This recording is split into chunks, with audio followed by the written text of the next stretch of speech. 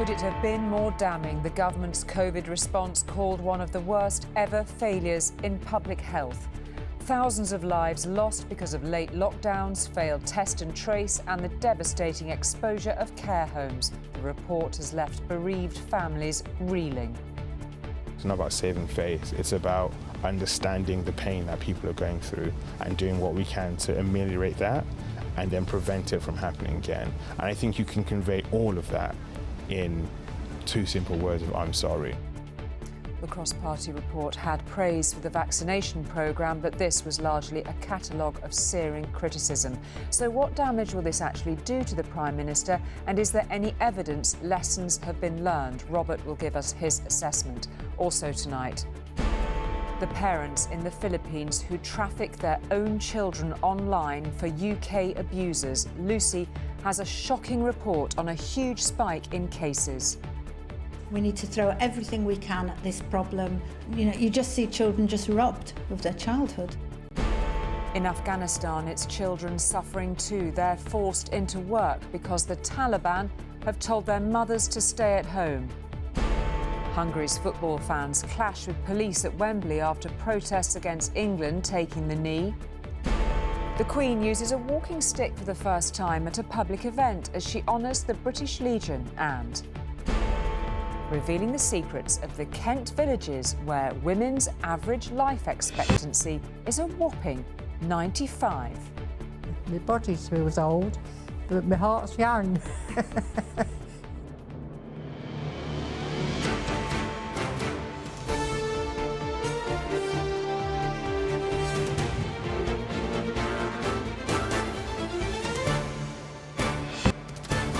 This is ITV News at 10 with Julie Etchingham.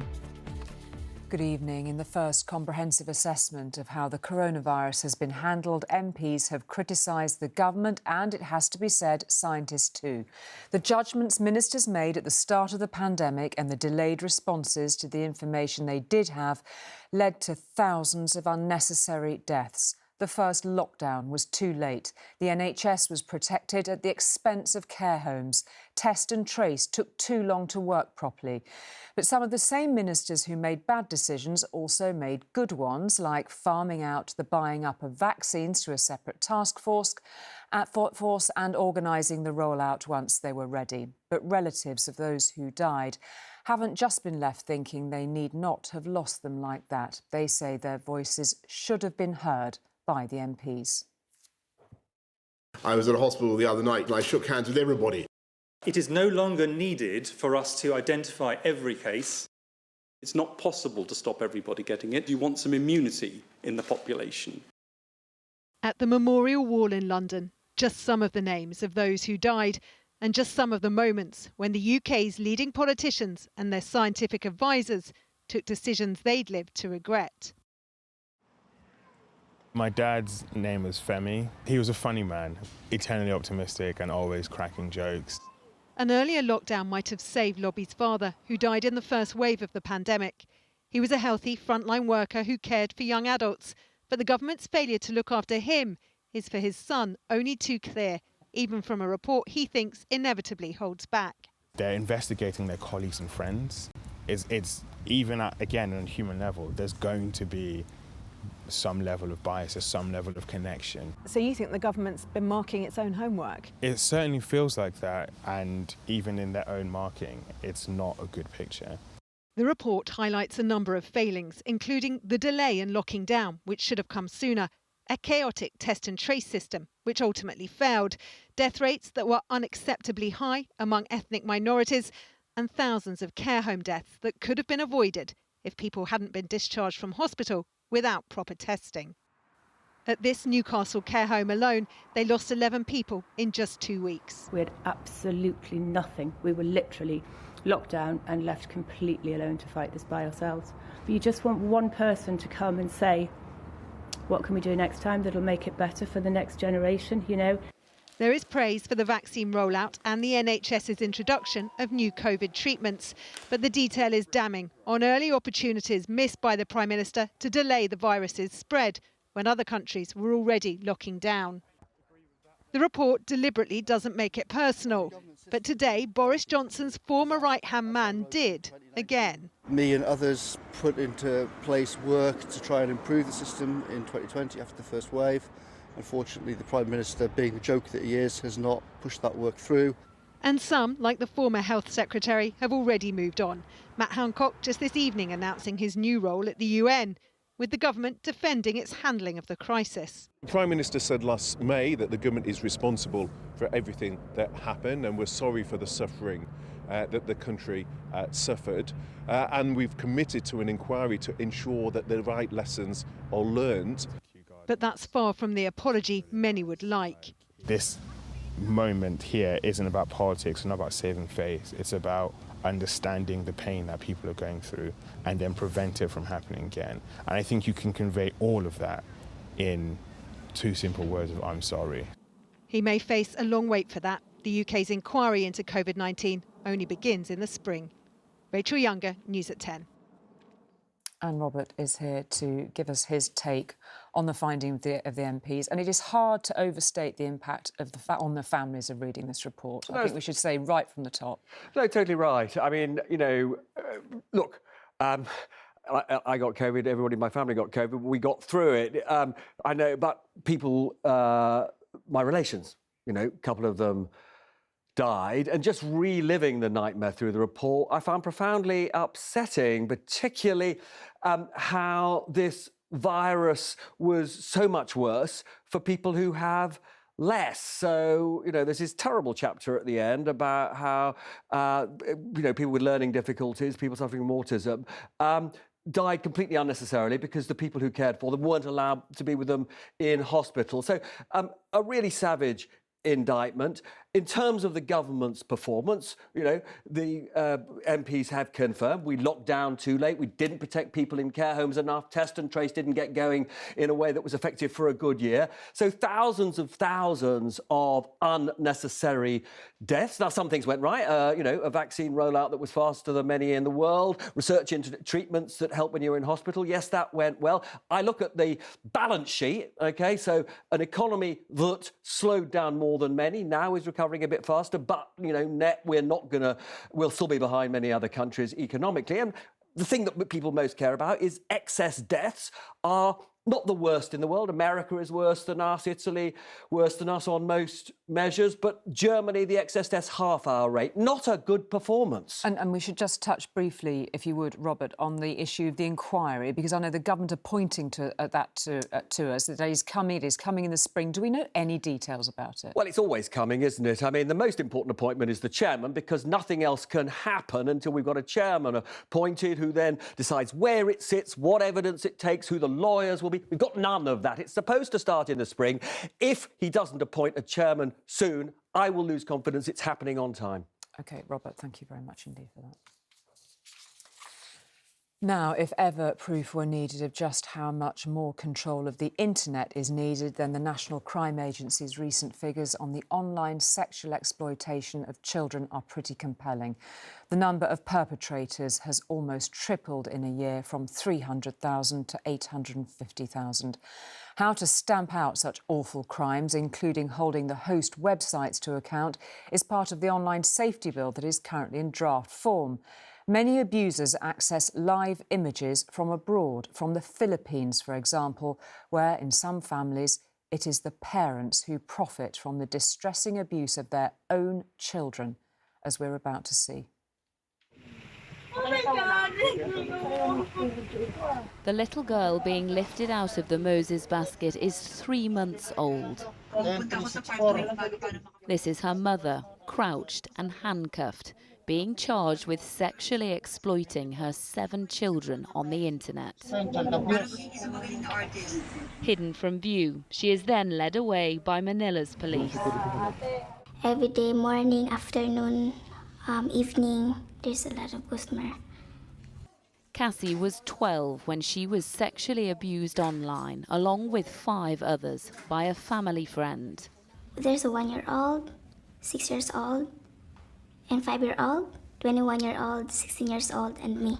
The guy will ask my recruiter to touch my part of my body. So I can't cry because when he will see me crying, he's going to slap me.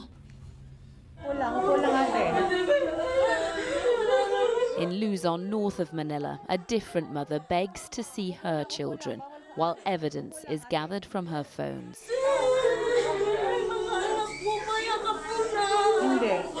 In the playroom next door, she is suspected of exploiting 7 children on the web, 4 of them hers. They're not afraid of getting caught because they know that it's not being detected by the platforms on which it's happening. John Tenego works in the Philippines trying to prevent such online abuse, where paedophiles and traffickers seek each other out on social media. The sex offender says, I want to see a 6-year-old girl sexually abused by an adult. And then the trafficker says, okay, I can do that, but I'm going to charge you. The offender sitting in the UK wires the money, and then they have a video call, and that's where a child is sexually abused. This is a pandemic. Stopping this trade in its tracks is what companies like the Internet Watch Foundation try and do, working alongside police. The scale of the problem, you have to see it to believe it. There are so many children that are being abused on a daily basis. Chris Hughes oversees a team of analysts in Cambridge who see harrowing images every day. The most prolific customers are from the UK, America and Western Europe. There's no getting away from it. Some of the images are considerably challenging, particularly images that involve very young, if not month-old babies, can be particularly distressing for the team. But once we've got clearance, we can have content sometimes removed as quickly as within 5 minutes. Last year, they removed more than 150,000 web pages and millions of images. The organisation is funded by the very tech firms that host the abuse. Tech companies can do more, and we can do more. All of us can do more. And I think none of us are going to sit here and be complacent until we've removed all the child sexual abuse that there is online.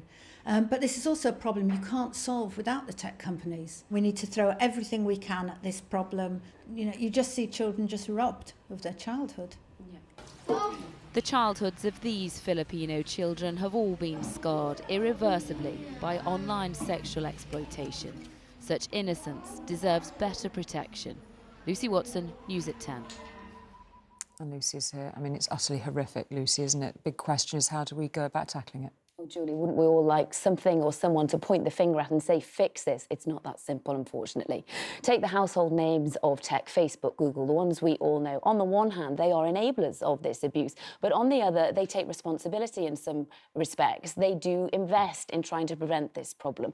It is often the hosts that we have never, ever heard of that do absolutely nothing to stop the proliferation of these images. There needs to be a multi-pronged approach. Police can investigate and act, but they need government legislation to back that up. And the next stage in terms of lawmaking is, of course, that online safety bill, recently discussed in Parliament, next to be discussed in early December. That will regulate the tech companies better and their duty of care and improve their duty of care to users. Then you have organisations like the IWF you saw in my report. They work alongside the tech companies to identify better ways of identifying this illegal contact. Then there is the fundamental need of behavioural change, and you only do that by raising awareness about the issue like we are this evening. OK, thank you very much indeed for doing that for us, Lucy. Thank you. Well, the awful experience of the thousands of people who are trafficked to the UK every year is all too often made worse when they are told they have to return to the country from where they were taken, with all the dangers that could involve. Many end up stuck in the British asylum system, waiting for their applications to stay to be processed. Well, today, in a setback for the Home Office, the High Court said they should not be left in this legal limbo. Well, Romilly joins us now from Westminster to take us through this ruling and its significance. Romilly. Well, Julie, you might have thought that being identified as a victim of human trafficking in this country would be the start of a process of support and recovery. But what this case has highlighted is the years of difficulties and of being stuck in a legal limbo that many survivors face. And that's because, victims or not, they don't have an automatic right to remain in this country. They can face being deported by the Home Office with all the risks of being re-trafficked that can pose unless they claim asylum in this country, and that process can take years. This case was brought by one woman who was trafficked to this country from Vietnam, who was then forced to work in a brothel, and despite being rescued in 2018 is still waiting for her asylum to be granted. Now, what this ruling means is that all victims of trafficking like her who are claiming asylum should now have the right to remain in this country, and that means they'll be able to work and to study, and that they won't be at such risk of falling back into the hands of criminal gangs. Lawyers and charities involved in this case have hailed it as a landmark ruling. The Home Office is saying it's considering the implications of this, and despite being warned 4 years ago by MPs that the system needed reform, they are considering whether to appeal. OK, Romilly, thank you very much indeed for that. Now, since the Taliban takeover, more and more Afghans have been caught up in the humanitarian crisis now engulfing the country. The United Nations put that figure at 18 million today, half of Afghanistan's whole population. Many are women, no longer allowed to work. Children are made to instead to earn the family money. Leaders of the world's richest countries got together online today to try to work out how to help, with the words of the UN Secretary-General ringing in their ears. If we do not act now, Afghans will pay a heavy price, and so will the world. Forced to the streets, desperate and destitute. A new generation of Afghan children who were in school only 2 months ago before the Taliban came to power are now forced into child labour, just so they and their families can survive. This 10-year-old's father used to work for the Afghan army. As a result, his father is in hiding from the Taliban and is unable to work. It's also why we're concealing the family's identity.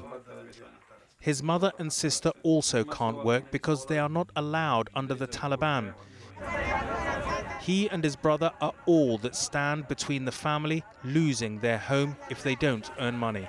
This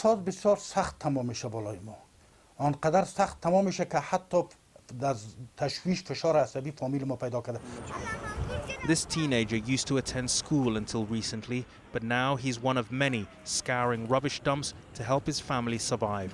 A generation that could be getting an education to help build Afghanistan's future is instead being lost to child labour.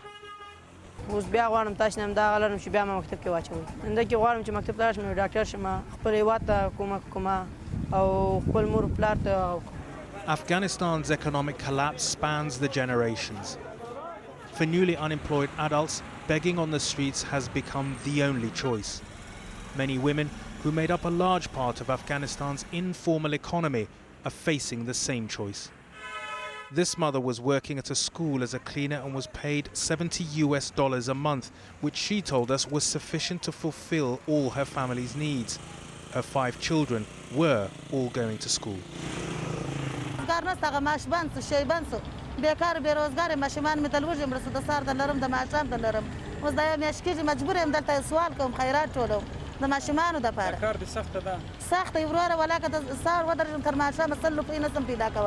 ITV News filmed in parts of Kabul, which still looks like a ghost town 2 months after the Taliban takeover. The UN says this already vulnerable country is facing economic collapse if action isn't taken to support it. If we do not scale up dramatically, as we are trying to do with UNHCR and all the humanitarian partners, people will then lose the little coping they have and move. And when they move, it becomes a refugee crisis, onward movements, and another whole set of challenges in the region and beyond. And it means a bigger brain drain for Afghanistan. Absolutely. As Western leaders today discuss Afghanistan's humanitarian crisis, what's at stake is not just what's happening now. If Afghanistan's children are forced to work instead of learn, how will the country ever get out of its cycle of war and poverty? Raghi Omar, News at 10.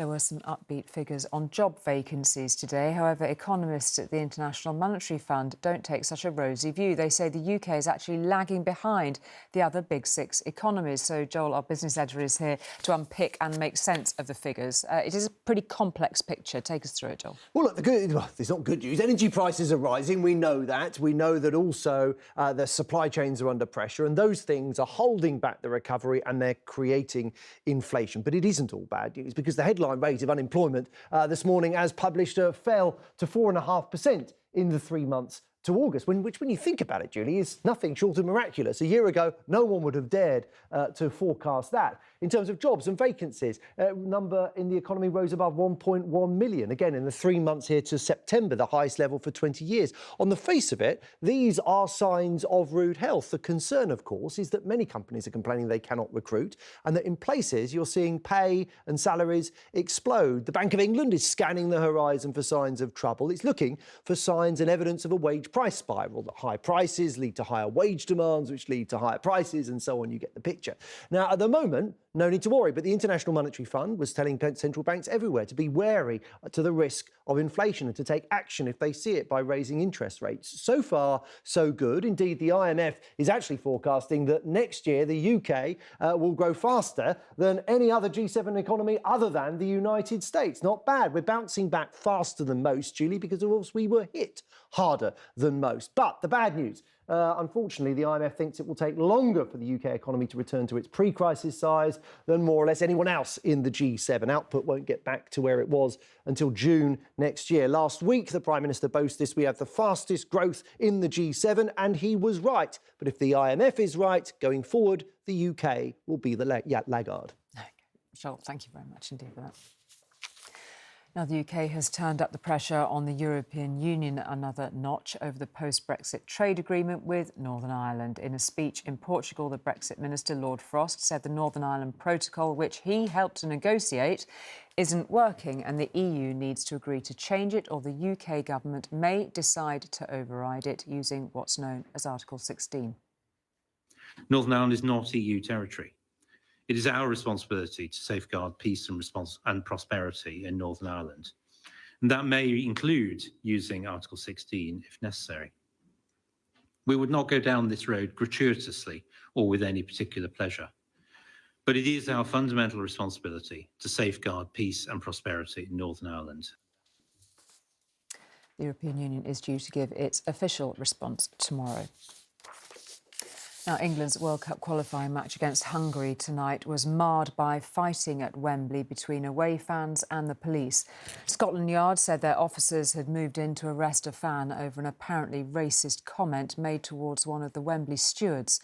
Their statement said order had been restored. TV coverage suggested the police had to pull back. England and Hungary walked out at Wembley tonight with hopes that the scenes witnessed when they met in Budapest last month would not be repeated. Racist abuse and chants shouted at some England players there ended with FIFA fining Hungary £158,000 and ordering them to play their next qualifier behind closed doors. But as soon as the England players took the knee before kick-off to show their support for racial equality, a group of Hungary fans protested in the stands. They held up a banner against taking the knee and booed at England players. Minutes later, police moved into the stand where the 1,000 Hungary fans who'd come to the match were seated. Police say officers made an arrest for an alleged racially aggravated public order offence following comments towards a steward. They say minor disorder then broke out, involving other spectators. The match ended 1-1, but the events off the pitch have again cast a long and ugly shadow. The FA says it will investigate and report the incident to FIFA. Neil Connery, News at 10. And the goals from that game and from Scotland and Northern Ireland's World Cup qualifiers are on after the news.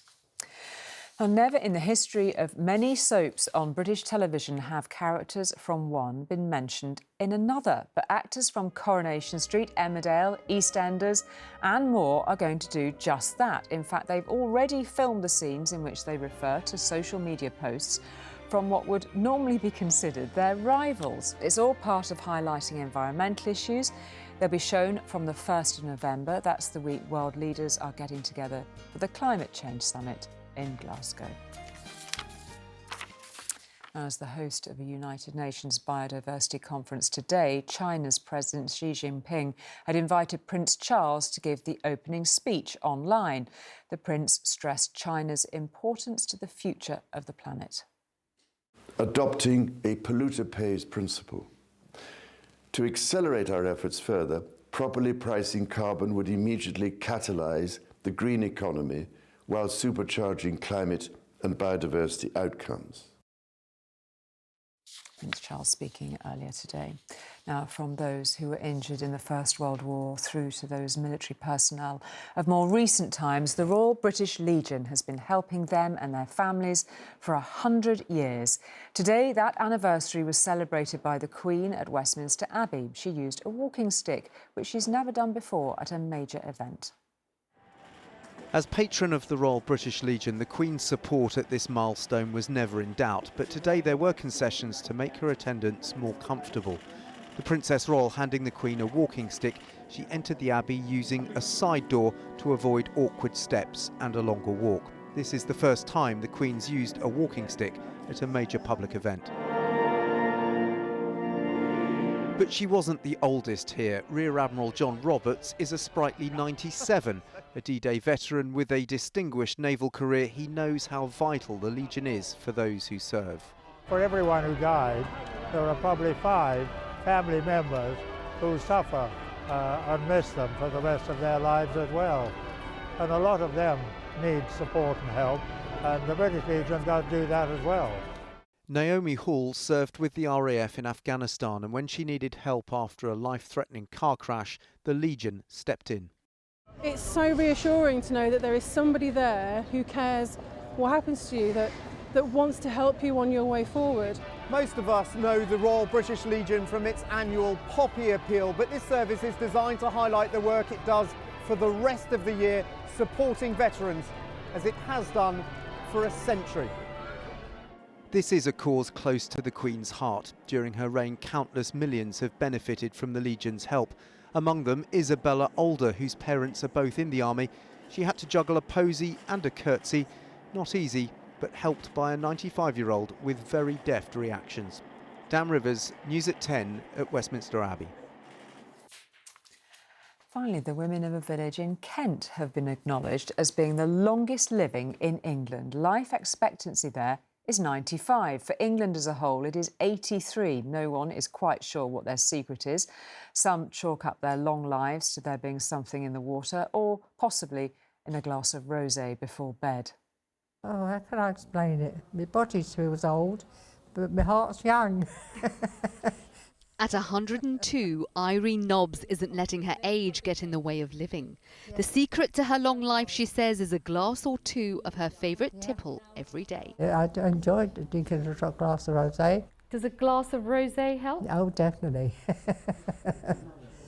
How often do you have it? I have it lunchtime, small glass, not a big one, small glass. And then in the evenings for supper.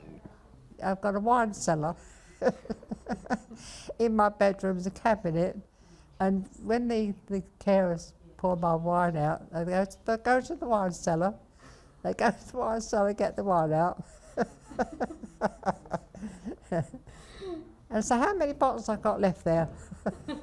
And Irene's not the only one enjoying growing older in this corner of Kent. In her village of Detling, women are living to the age of 95 on average, the greatest life expectancy in England. I can't bear staying in bed. Boring. At nearly 89, Margaret Cook has lived in Detling for 60 years. She's survived cancer twice. You're still going strong? Yes, yes. What do you think that's down to? Refusing to give in.